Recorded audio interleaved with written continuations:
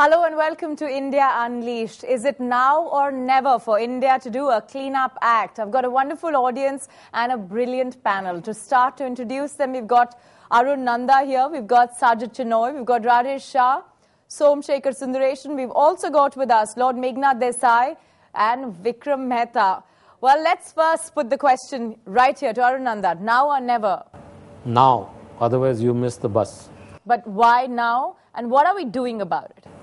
Why now? I think India is probably the best placed country today, given its demographic, given its economic situation, and what's happened in the last few months. We are actually, killing the golden goose. And what's gone wrong is, I think, in one way, I'm happy that things are coming out, but there are too many things that are happening around, which is not good. Especially the judiciary piece is very disturbing. Okay, so there are lots of disturbing things, therefore, now. But let's not kill, well, the goose that lays the golden egg. You would agree, Rajesh? Well, we shouldn't, because this is our opportunity. But whenever it happens, it happens. We've just got to take the bull by the horns and make it work out. And it's a question of leadership. You can't have a leader who we say has a good reputation and so on, and then have all kinds of other things go on in his cabinet. So when there is good leadership, there will be change, and there has to be change. We've seen it in a place like Gujarat. We've seen a remarkable thing in Bihar as well. And we owe it to, as business politicians, as other leaders, owe it to the rest of the country, especially those who have aspirations. So you're disillusioned by the leadership? Completely disillusioned by the leadership that is not acting, and inspired by the leadership that is acting to clean up its act for India. Okay, Somasekhar. I think we got to realize that no goose lays golden eggs. Try to be a goose that can be fit, that can lay eggs well, boringly deliver eggs day after day. Right. And contribute. So no, but now or never when we say that, I mean, you think that we've actually let the mess spill out to a great extent. It's time for us to sort of, now sort of assume that so much is out in the open, it may as well be fixing the system somewhere. I think it's cathartic. It's good to purge once in a while and get the toxins out. That's what's happening. I have no delusions that what we're seeing today never happened ever, or that's happening only now. It's come out in the open, too many things at one time, and that's good. I mean, at some point, it's going to heal you.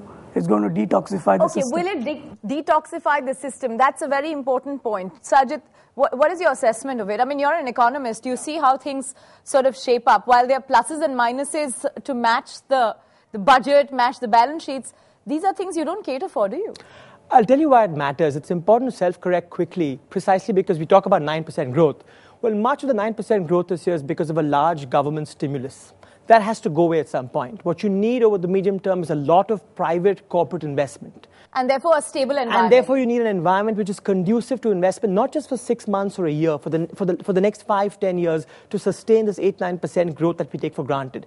That's why the environment is so important. But have we axed ourselves in the foot when it comes to the corruption mess? I think the jury is still out on that. I think people are watching closely. There is still time to self-correct. But I know that to induce foreign investment, to jumpstart domestic investment, it's important to have the right political and economic climate in the country.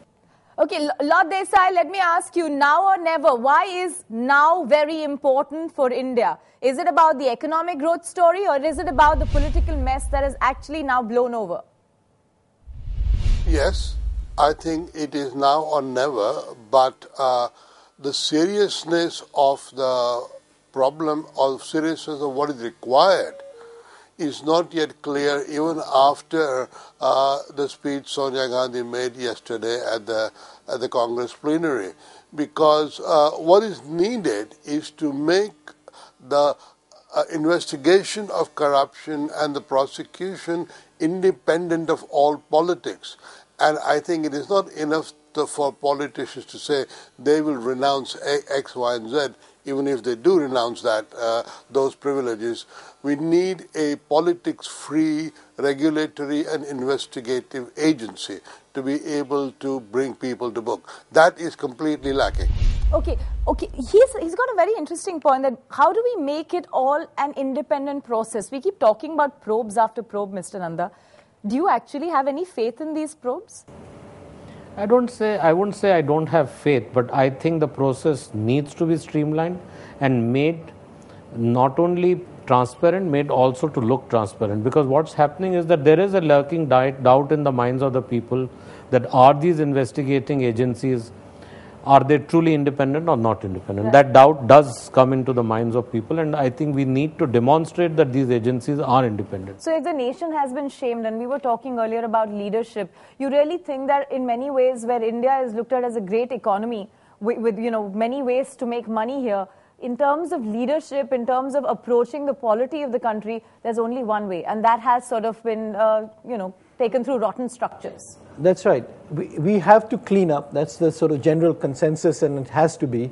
We want it to clean up, and we will actually see a huge difference in our economic standing in the world if this cleanup happens and it is demonstrated. Now, Sajid, do you feel that we are a country that seems to be on autopilot, where everything can find a solution? Now, don't ask us the means of the solution. Is that really part of our problem?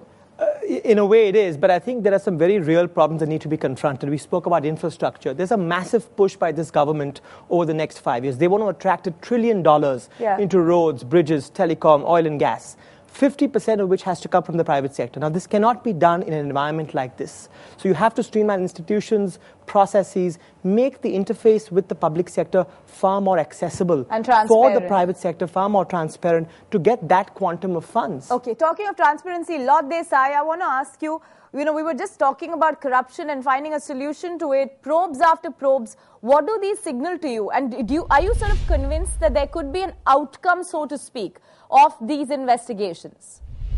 I think, politics in India has corrupted every part of the institutional structure. This is not just about corruption, it's even about communalism and all these sorts of things.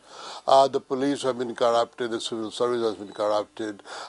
So I think there is a problem that where are you going to find the people with the reputation for honesty and integrity who will be trusted, and then can you give them the statutory powers free of politics to be able to do the job. The whole thing of the CVC has shown us how fragile the whole structure is, because to appoint ex-civil servants to these sorts of things, and they may be implicated in deals done when they were civil servants. I think the whole structure really needs outside recruits from the civil society and give them the power and the kind of the tenure to be able to make effective action.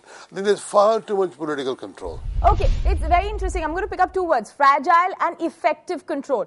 Let's ask Vikram Singh Mehta, who now joins us live from New Delhi. Vikram, how effective are we being in cracking down corruption in our country when it is apparent to every citizen that we are a fragile story despite being a strong economic country? We are not effective in cracking down corruption. That's pretty obvious. At the same time, we have to recognize that we are a land of laws and institutions. We are not dependent simply on the prejudices and whims of individuals. Unfortunately, today, the kind of press that we see focuses very much on the individual and the individual acts of corruption, but in some senses ignores the stability and strength of the institutional framework. So I'm actually a little bit more optimistic than perhaps your other panelists, in that I still believe that the fundamental integrity of our institution is there. It's been eroded, but it's not been dislodged. And I still believe that ultimately the fundamentals of our economy are very strong. And I don't think that we are going to see the complete overthrow of the growth process simply because of the. For a moment, if we were to keep that growth process, Vikram, just aside for a moment, are you not admitting that with what we are seeing today, the nation isn't shamed? I mean, the world is watching us. We are, as citizens, watching what's going on and raising a big question. Oh my God, is this how we're governed? No, I am as incensed and I'm as upset as any other citizen. I'm not in any way going to underplay the fact that over the last 4 months We have been shamed by the publicity received. So there's no question that governance has taken a knocking, and the fact of poor governance has raised the transaction costs of every single businessman, indeed every citizen in this country.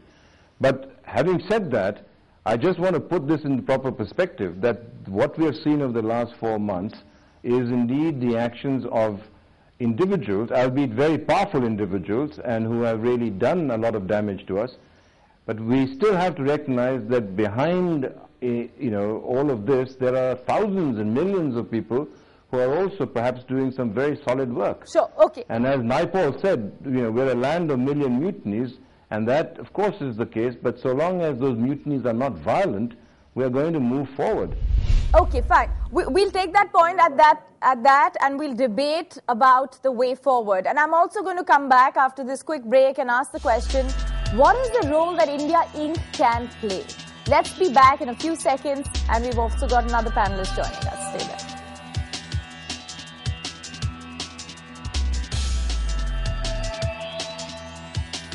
Is India Inc. party to this blame, and should we be a bit introspective? What does a businessman do when you have very rapacious politicians? Those people who have an opportunity are probably going to look for other nations, which is going to be disastrous for India.